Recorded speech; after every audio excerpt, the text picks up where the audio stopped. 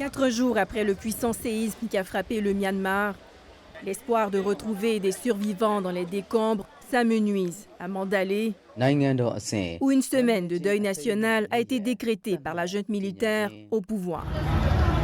À l'hôpital général de la capitale, des centaines de blessés sont soignés à l'extérieur par peur que le bâtiment ne s'effondre.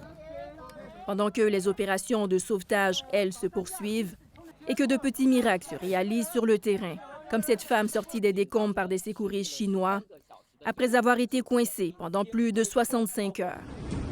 Des pays comme la Russie ou encore l'Indonésie y sont d'ailleurs déployés.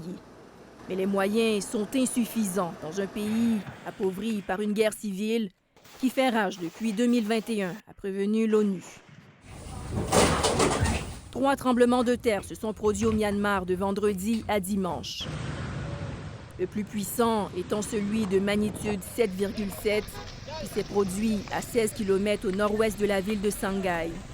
Une secousse assez puissante pour être ressentie dans la province de Yunnan, en Chine, et jusqu'à 1000 km de l'épicentre à Bangkok, dans la Thaïlande voisine.